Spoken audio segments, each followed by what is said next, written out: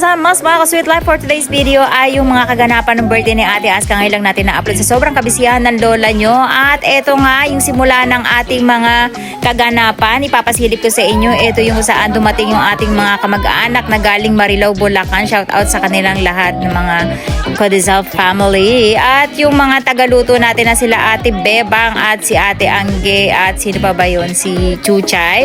Thank you so much sa inyo sa mga nag-asikaso dun sa ating mga extra na pagkain para sa mga bata at yung aking tatay na galing din ng Bulacan. Ayan. So napakalaking tulong guys kapag ka talagang mga ganitong event, meron akong mga nakakatulong na katulad nila na kamag-anak namin na ayan, syempre pag busy kami ay wala makakaharap sa kusina kundi sila. Kaya thank you so much sa inyo. Napakalaking tulong. Tapos buti na lang nandito yung hipag ko na may salon at nagpa-powder brows yan guys. Kontakin nyo lang ako o siya dun sa kanyang Yuna Salon. Tapos alam nyo ba guys, napakagaling yan sa lahat ng bagay, sa makeup, sa tattoo, ng makeup din ng tattoo at sa pagkukulot ng buhok. Lahat ay all around siya dun sa kanyang salon. At pasensya na kayo dito sa aming kwarto kung medyo magulo kasi 3 araw na lang ay uuwi na kami, kaya nung nagkasama-sama kami ay lalong mas gumulo. Tapos yung isa kong kapatid na bunso, yun naman na pumunta dito sa clubhouse para siya yung mag-asikaso nung mga dumating na tables and chair. Tapos kailangan niya kasi mayroong pirmahan mga papeles dyan, kaya siya talaga yung pinapunta namin. At ayan nga, ang galing ni ate na magkabit ng mga balloons na yan, na-amaze ako sa kanila. So ayan guys, dito kami nagpe-prepare sa kwarto ni Kuya na nabibihis pala. Tapos napakasimple lang, formal. Ang attire lang namin dito sa birthday ni Ate Aska ay formal lang, semi-formal lang. Tapos siya lang talaga yung nakabonggang gown. Super rush tayo nakahanap kahapon. Tapos good thing guys, nakabili tayo na itong, hindi ko alam kung anong tawag dito, nakalimutan ko. Ito yung ginagamit kapag gusto nyong lumuboy yung gown. Binili talaga ito ni Ate Aska, hindi para sa debo niya, kundi dun para sa tinatahi niyang gown dito sa Japan, doon sa school niya. Tapos debo naman niya, ako na lang ang gumawa niyan, tsaka si nanay nung kinagabihan nito, nirest talaga namin. At kasama yung tela na yan sa nabili namin dun sa may Ezekiel Silang Market, kung matatandaan nyo. Tapos kapatid ko naman ang umayos ng buko kasi nga dapat straight lang yan. Sabi niya ay napakasimple lang, kaya ayan, buti na lang. At nagkaroon siya ng time na ayusan tayo. Yung nanay, tsaka yung tatay, mga t-shirt. Lahat mga semi-formal, o diba? Ganun talaga. Kung sino yung hindi na-inform, hindi kami na-inform na dapat semi-formal, tapos yung attire talaga ay fully white. Ayan, parang na tayo magmumuling, di ba? Tapos sabi ko nga sa inyo, dahil biglaan ay wala kaming practice kung ano yung gagawin ay hindi namin alam. So wala kaming idea dito kung anong gagawin namin pagkababa namin ng kotse. Kaya tumayo lang muna kami dyan sa may aisle dahil hindi naman namin alam kung ano yung itsura ng event. Tapos ayan nga, sabi ko sa kanya ay tumayo muna siya sa gilid at aayusin lang namin yung pag-uupuan niya. At buti na lang nandiyan talaga si Kuya Glenn na nag-assist kay Ate Aska kasi nga nakalimutan ko na meron nga pala akong inaasikasong magdedebuan, no? So ayan, buti na lang si Kuya Glenn naman ang naglakad sa kanya papunta doon sa kanyang uupuan. Tapos ito naman yung kapatid ko tsaka hipag ko. Nakala mo sila talaga yung magulang kasi sila yung puting-putin na talagang handang-handa. Siyempre bago magsimula ay nag-lead muna ng prayer si nanay. Ating present kay Lord ay maramdaman natin sa ngayon. Hallelujah. Tapos bigla na lang namin naalala mag-i-start na yung 18 roses. Nakalimutan namin yung bulaklak sa bahay. Kaya ito, nagpalaro muna tayo ng konti doon sa mga bata habang kami ay naghihintayan. Tapos ang ginawa natin ay parang harapan lang ng mga gamit pag galing sa mga magulang nila. Kung sino yung mauna ay siya yung mananalo. Bali nakatatlong palaro tayo dito kasi hindi namin mahanap kung saan nakalagay yung bulaklak dahil nagkalimutan nga sa sobrang kabisihan. And then finally nahanap din yung mga rosas. Nandun na rin pala sa loob ng kotse, hindi lang talaga na ibaba. At nagsimula na yung 18 roses natin kasama yung kanyang mga pinsan na maliliit pa. Actually, nakalimutan din namin sabihan yung mga guys at si Ate Aska kung paano yung tamang pagsasayaw. Kaya tuloy yung itsura nila habang nagsasayaw, parang mga takot na takot kay Ate Aska, lumapit at humawak.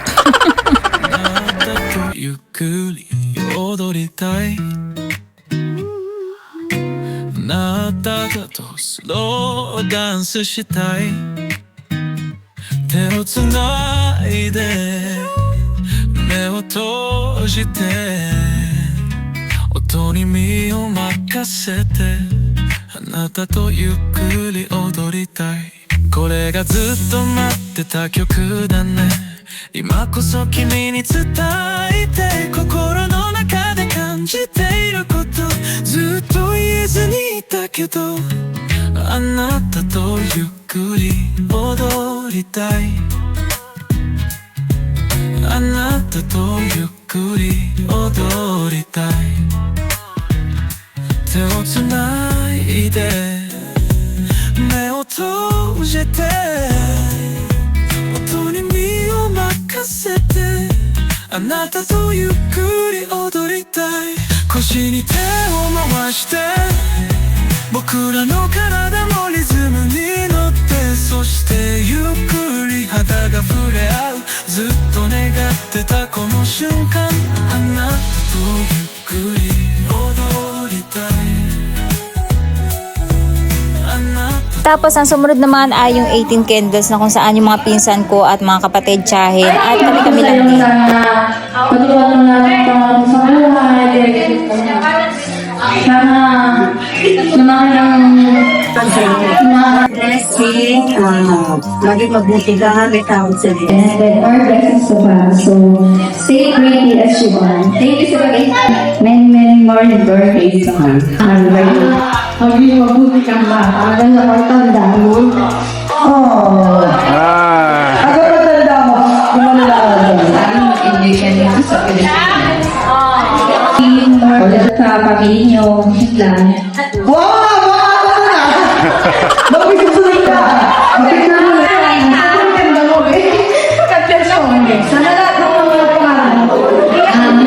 Responsible ka sa lahat ng mga gagawin mong desisyon sa buhay. At basta gawin mo lang yung mga magpapasaya sa'yo. Sana maging successful ka in the future.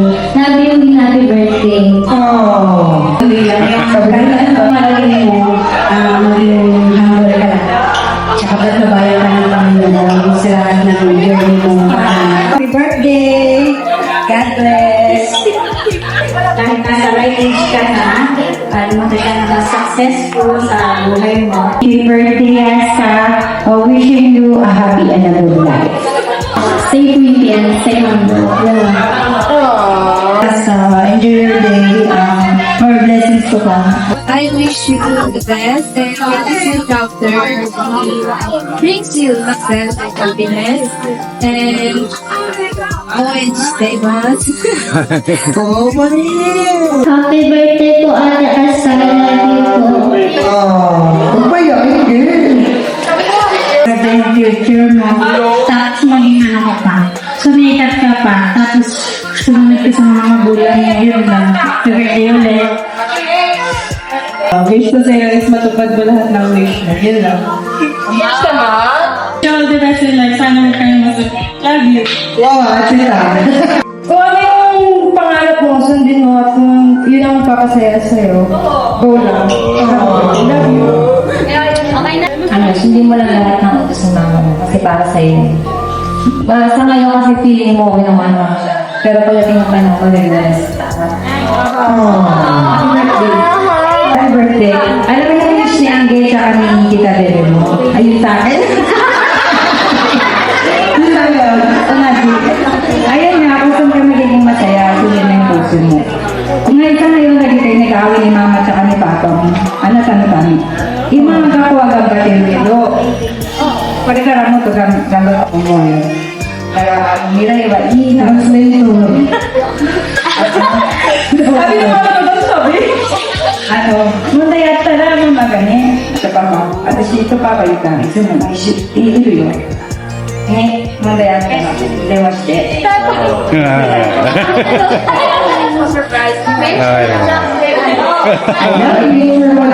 Ako, maging mabuti kang anak ha. Maging mabuti kang kapatid. Babasag tigas ng ulo ha. Lagi i-appreciate ang lahat ng bagay na meron ka. Swerte mo ako. Dahil maraming kabataan ang nalilito ng danda sa kapagayaan ng magulang. Hindi nila na nararanasan swerte mo ako ha. Masalamatan mo sila palagi. Sana paging maayos ang buhay mo. Sobrang salamat at meron kang pagulang na ganyan pagkaroon ka ng ganito. Hindi ka tupad sa mga tita mo. I love you. Kasi sila yung mic. Ayun lang, happy birthday. Wala pa. Ayun guys, alam niyo guys. Ayun pa may Hindi. Hindi namin ni nanay yun na rin yung gusto kong sabihin sa kanya. Kasi minsan pag ako yung nagsasabi, parang feeling niya, iba, diba? Pero pag iba ang tao ang nagsabi sa kanya, baka mas okay sa kanya. So yun lang. Ayaw,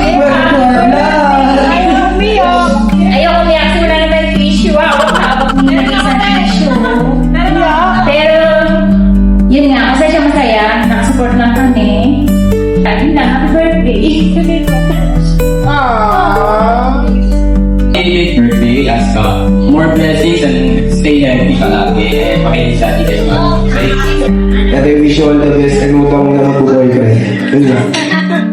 名前が言ってること分かったの？長いけどね。はい。いや、よく言われるような。So ayun na nga, hindi na kami nagpatumpik-tupik pagkatapos ng 18 candle at mga wishes. Ayan, nagkaroon tayo ng pila-pila na pagkain kasi nga parang hindi tayo nagkakagulo doon sa ating counter. So ang ginawa namin ay table by table. Tapos habang naghihintay yung iba ay nagpapapicture naman kay Ate Aska kasi baka mamaya mag-bis na si Ate Aska. Siyempre medyo mainit, alam nyo na, mainipin yan pati. After nyan gusto niya magsiswimming. Kaya ayun, nagpapapicture na yung iba kay Ate Aska habang nakapila pa yung iba para hindi din masyadong magulo. At ayan yung ating sweet angels na dumayo pa talaga dito sa atin sa May Silang Cavite. At syempre yung mga bata dahil hindi pa nila masyadong ma-appreciate yung mga pagkain pang adult, talagang pinaserve ko sa kanila ay yung spaghetti at fried chicken which is nagustuhan naman nila kasi nga syempre Jollibee style yung lasa natin. Tapos syempre ang cameraman natin dito ay si Papa. Sabi ko kuhanan niya yung table by table para may mga souvenir at nakikita nila itsura nila kung gaano sila katataka. Tapos sa mga magtataka bakit araw namin ginanap yung party ni Ate Aska kasi clubhouse lang to guys. Ang limit lang ng oras nila ay hanggang alas 5. Syempre alam nyo na kapag ganito mga subdivision bawal magingay lalo na kung yung mga nakatira dito ay medyo mga abroad. Alam nyo na syempre diba yung manners natin sa ibang bansa ay ganun din yung manners dito. Bawal magingay sa gabi at magkaraoke kaya hanggang 5 o'clock lang. Kaya ang ginawa namin ay nag-decide talaga kami na umaga ganapin. Kaya nakita nyo yung mga bisita namin galing sa malalayo. Kaya pagdating ay gutom na gutom. Kaya sulit na sulit guys na ubos yung ating catering. Hindi katulad ng birthday ni nanay dati nung nag 60 years old siya guys. Sobrang dami namin na packs na in order tapos yung mga dumating ilan lang. So ang dami na tira talagang pagkain at yung iba ay napanis nga. Ang masakla pa ay hindi masarap yung luto talaga noon yung na-order namin na catering. Kaya kahit kailan talaga magpunta ako sa mga catering hindi ko talaga bet yung mga pagkain. Kaya dito nagpahuli talaga kami ni Papa ko. Hindi ba yung kakain? Kailangan gusto mo pagkain? Ayaw mo yung ganong kuha na kita? なんかデザートないの？ Ario. Tapos ayun nga, nakaramdam na ng gutom yung lola nyo kaya kumain na kami ni Papa kaya makikita nyo konti na lang yung natitirang ulam at dito guys talagang sa gulay ako nag-grade kaya nakita nyo yung lola nyo puro kulay talaga yung pinadagdagan ko at alam nyo guys nanghihinayang din ako na hindi ko matikman lahat ng mga pagkain nila dito kaya naman talaga nagpalagay din ako ng lasagna at kung ano-ano pa kasi nga para malaman din natin yung lasa kasi nga na-curious ako habang naglilibot kami sa table lahat sila sinasabi nila ay masarap kaya gusto kong matikman at dito nga nakita ko yung may-ari ng catering kaya naman nagpasalamat tayo. Thank you! Sarap naman nyo. At syempre dahil masela ng lola nyo pagdating sa lasa, kailangan tayo mismo yung makatikim. Kaya naman nagmamadali lola nyo umupo para matikman natin kung totoo nga bang masarap.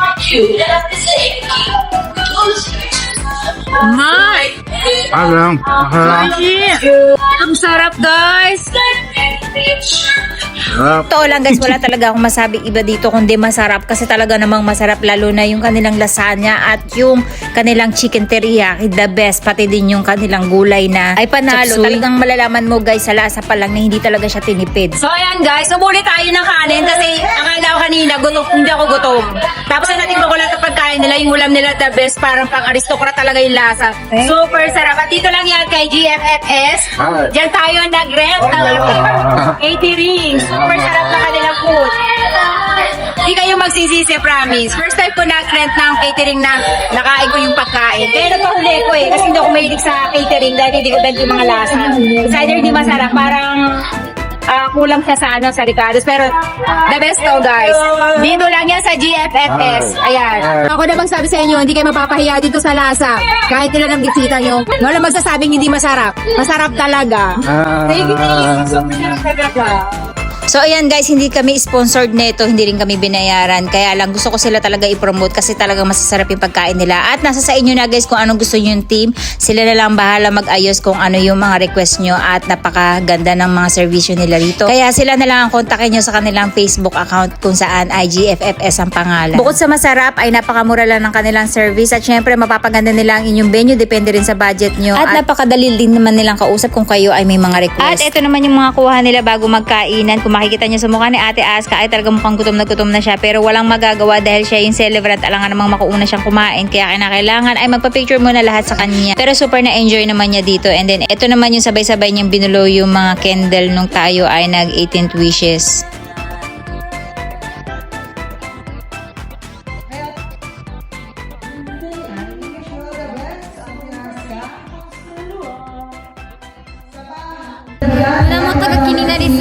네.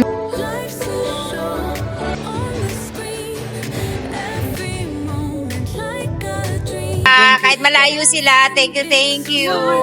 Thank you, Ren. Thank you po. Ipang-swimming kayo, diba? Yes, swimming pa Naka-bathing suit na. Pag-swimming na, diretso takbo sa pool. Tapos dito guys, syempre hindi nawala yung pa-challenge natin ng natto kung saan ay gusto ko talagang matikman nila lahat kung gaano kasarap yung natto. At ayan ang mga itsura nila. Syempre, yung mga pagmumukha nila, merong nanginginig, merong nasusuka, merong kinikilabutan. At syempre may premyo din yan guys. Bukod dun sa gift pack na ginawa ko ay meron din siyang cash prize. Syempre may girl version, may boy version din tayo. Ayan, kung saan ay 5 yata sila, 6 sila dito. Buti na lang. Marami tayong baong natto pa. Kasi nga kapag ka nagugutom kami ni Papa, yan talagang kinakain namin sa Pilipinas at nasasabik kami kumain ng Japan lasa. Yan yung talagang kinakain namin kaya ang dami ko talaga. At syempre, yung mga pagbumukha nila hindi rin maipinta at dahil yung iba nangangailangan kaya napilitan sila ubusin. At natatawa talaga ako doon sa mga mukha ng nanalo. Hindi mo maipinta kung masaya ba sila o malungkot. Pero worth it guys yung mga nanalo dito kasi may gift pack sila bukod pa sa natanggap nila na pasalubong sa akin. Plus syempre may cash prize. At syempre hindi mawawala yung pag-blow ng candle natin kaya kinantahan natin si Ate Aska dito. And then after ng kay Ate Aska para hindi magselo si Ate Akari ay pinagawan ko din talaga siya ng cake. At sponsored by Michelle nga pala yan. Thank you so much sa'yo kasi nakalimutan na namin na may cake nga pala kapag ka ganitong birthday at siya yung nag-ambag na nagpagawa niyan at sila na nag-usap ni Tita Bebe. Dahil 2 days lang yung gap nila ay pinaselebrate ko na rin si Ate Akari kasi nga para hindi naman sila magkaroon ng selosan dahil 2 araw lang naman ang diferensya. At pagdating namin ng Japan, wala na kami celebration kaya ginawa na 18歳になるのはすごく早くて、私も今子供の気分だけど、もう大人になったっていう責任を持たなきゃいけないなって思いました。 Ang bilis daw ng panahon. Ang bilis, ang dami niya kong sinabi. So, ayun na nga, ang bilis daw ng panahon. Parang hindi niya namalaya na nag-adult na siya ngayon. So, parang isip niya, parang bata pa rin siya. Hindi pa rin siya daw makapaniwala na 18 na daw siya ngayon. And then, で、これから人生楽しみたいなと思います。 parang gusto niya daw, parang enjoy niya lang yung ano niya, everyday niya. Tapos gusto niya magsikap para daw sa future niya. で、今日来てくれた皆さん、頑張ってくれてありがとうございます。 So thank you daw sa mga batid sa inyo kahit alam mo malayo pa yung nakarating. それと今回私の誕生日にわざわざ来てくれて、いろんな準備してくれたみんなありがとうございました。 So yun, salamat daw talaga sa mga dumating, plus dun sa mga naki-join, tapos yung mga naki-ambag. May ambagan na nagaganap, hindi nyo alam yun, di ba? Bawat bawat hidden charges may ambagan. So yun, sobrang happy niya daw kasi nandyan yung mga tito-tita niya na nag-support at nag-organize na yung kanyang party para matuloy. Actually, hindi kasi talaga ito planado. Kaya nung dumating kami dito, bakasyon namin talaga is para mag-vlog lang. Everyday vlog lang. Wala kang plano mag-party. Wala. Kasi siya mismo, tinanong ko nung bago kami umuwi, gusto niya mag-party. Siya mismo may ayaw. Kaya wala kang plano. Kaya wala akong kahit anong preparation na nasa isip. Kaya nung na-decide namin to last 2 days pa. No? 2 days na lang. So kahapon lang kami nakapagkuha ng catering. Pati nung Kaya thankful talaga ako naging dito. Walang nakakuha na itong area na ito kasi pag tayo dito party. So, ayun. Biglaan lang to. Kaya thank you so much na bigla din yung mga na-invite namin na makapunta dito kahit na malalayo kayo. Thank you so much. At kung wala kayo, hindi magiging kumpleto yung party natin. Yes! Siyempre special mention kay Tita Bebe kasi sobrang niya talaga, effort niya. Mula umaga hanggang gabi siya talaga yung nag-effort na mag-message na.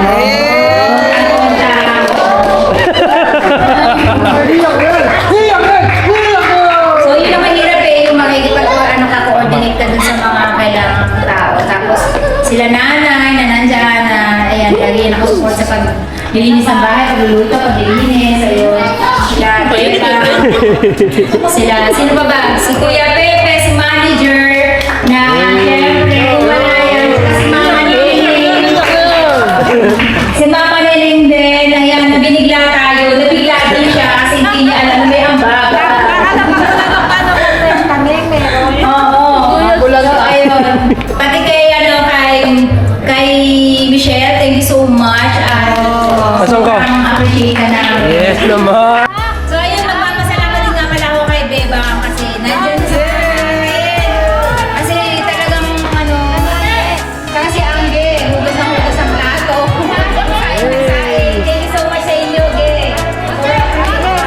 Pati kay Nes, sa hairstyle ay sa ano ni Ate Asta. Wala, naku, wala sila sa hindi magiging mas masaya. Promise, thank you so much. Thank you din pala kay Kuya Glenn, lalo na kay Kuya Jepoy, na kung saan lagi natin siyang kasama sa pagdadrive, yung kapag may mga kailangan bilhin. Thank you so much sa'yo kapatid, at alam mo na kapatid na talaga ituring ko sa'yo. Salamat sa pag-alalay na sa amin palagi pagka kami ay nasa Pilipinas. At syempre special thanks din kay Ate Tati na nasa Japan. Nagpadala na lang sa atin ng minsan pang merienda, ganun din ng pang-ambag sa pagdagdag natin sa pang-birthday ni Ate Aska. Thank you so much sa'yo Ate Tati, I love you. Tapos ng birthday ni Ate Aska, nagyakag siya dito sa may baba kung saan ay pwede mag-pictorial or mag-photoshoot. Dahil sayang naman daw yung kanyang gown pag Instagram niya. So ayan, ang dami nating kuha dito at sobrang titik ng araw. Kaya yung pangingitim ng lola nyo, hindi dahil sa pag-swimming, dito pa tayo umitim talaga kasi nga sobrang taas ng araw nito mga oras at ayan na nga, pagkatapos ng event natin, yung mga bisita naman natin diretso sa pool na at mga nagsipagbisa na ganoon din si Ate Aska. Tapos tayo naman ay tumulong maglinis dito sa inarkilahan natin na catering kasi nga syempre napakadami rin tiklupin at puputuking logo. Kaya naman tumulong na ang lola nyo. At doon sa mga magtatanong kung magkano ang arkila dito sa clubhouse, pagka homeowner ka ay 5,000 lang at kapag outsider ka ay 10,000. And then hindi pa kasama tong pool na to guys, na per head ay 200 kung ikaw ay homeowner, kapag outsider ay 300 pesos. Kaya iba pa yung bayad namin dyan sa mga naglalangoy na mga guests natin. Super saya, super dami ng gastos, pero super worth it dahil napakasaya guys na nagkasama-sama kami magkakapatid plus ng nanay ko. Kaya thank you dun sa mga kapatid ko at sa lahat ng mga hindi ko pa napapasalamatan. Alam niyo na kung sino kayo. Thank you sa lahat.